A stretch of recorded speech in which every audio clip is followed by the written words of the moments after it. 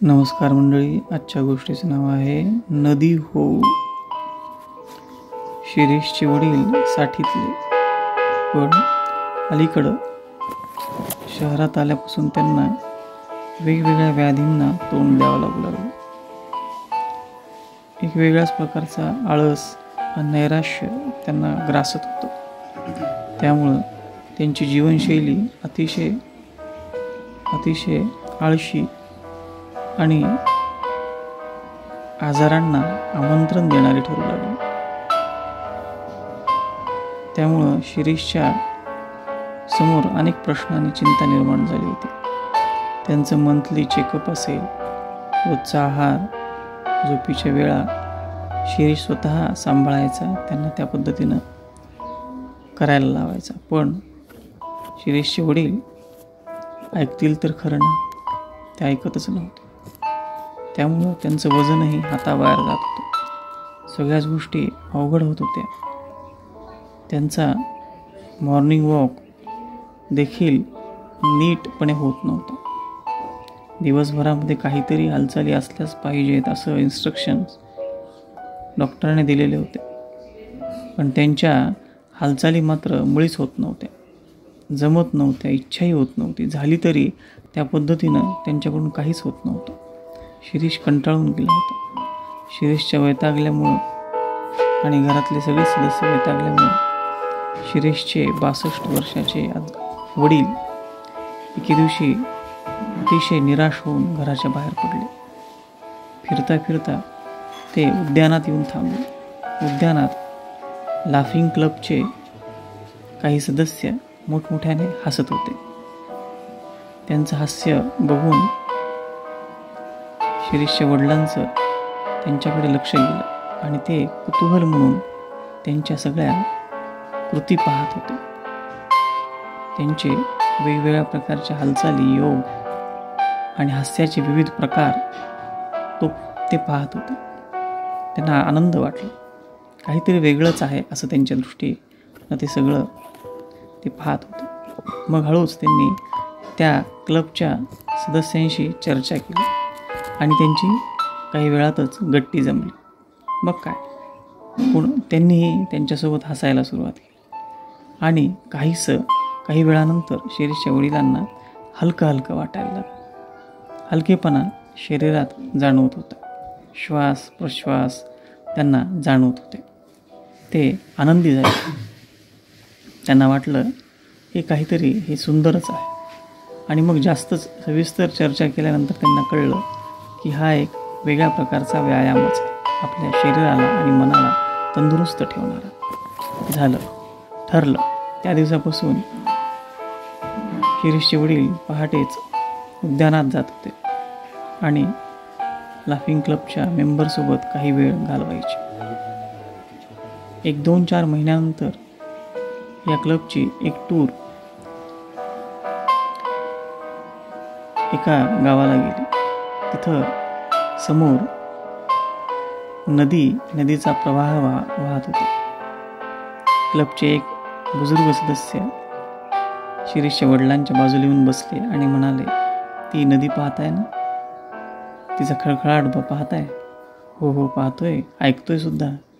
आणि तो ऐकून खूप शांत आणि आनंदित वाटू लागले.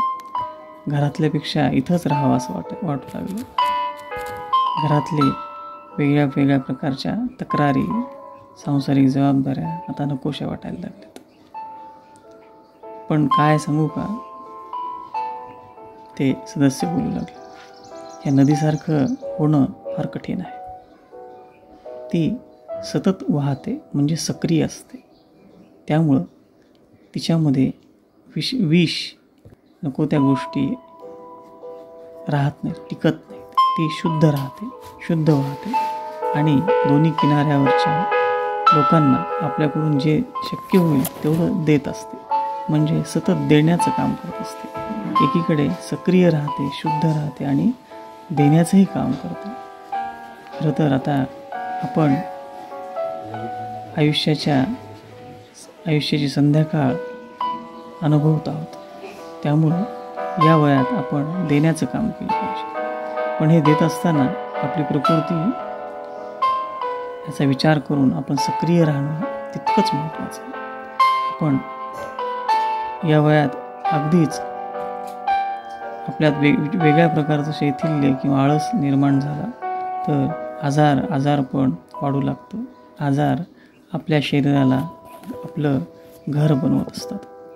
त्यामुळं शक्यतोवर आपल्या यथाशक्ती आपण व्यायाम, आपली हालचाली, योगा, प्राणायाम ह्या सगळ्या गोष्टी आपण केल्याच पाहिजेत.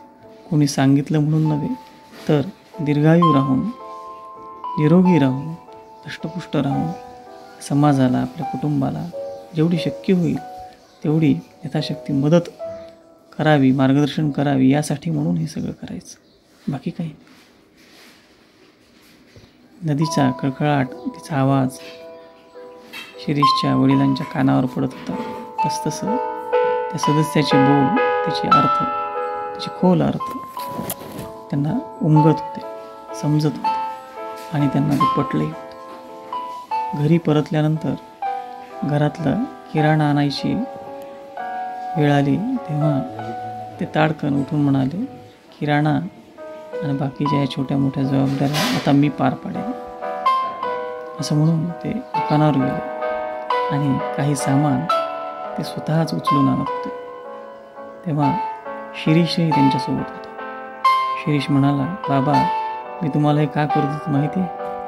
हा बोल ना, कशामुळे? अहो तुम्ही आता स्वतःला फारच म्हातारे म्हणू लागला. मला तर वाटतं तुमचा जीवनाचा अर्धा टप्पा तर झाला आहे, आणखी पुष्कळ आहे. त्यामुळं तुम्ही लवकर म्हातारे होऊ नये असं मला वाटतं. म्हणून वाटतं तुम्ही ह्या दोन्ही पिशव्या तुम्ही उचलायच्यात. भले थोडा दम लागू द्या, हरकत नाही, पण तुम्ही सक्रिय राहाल. नाही तर तुम्हाला वाटायला लागेल आता मी म्हातारा झालो आहे, आता माझं काय खरं आहे, माझ्या अर्ध्या गौऱ्या आता गेल्यात वगैरे तुमचं मी खूपदा ऐकतो. पण तसं निराशावादी बोलून चालणार नाही. आयुष्याचा अर्धा टप्पा झाला आहे, अर्धा आणखी शिल्लक आहे.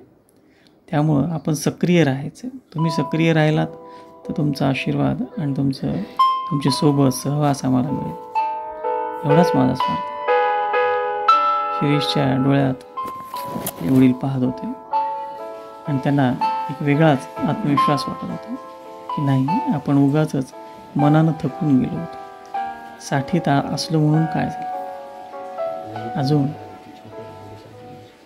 वृद्धत्वाचे अनेक टप्पे बाकी आहेत, आयुष्याचे बरेच टप्पे बाकी आहेत.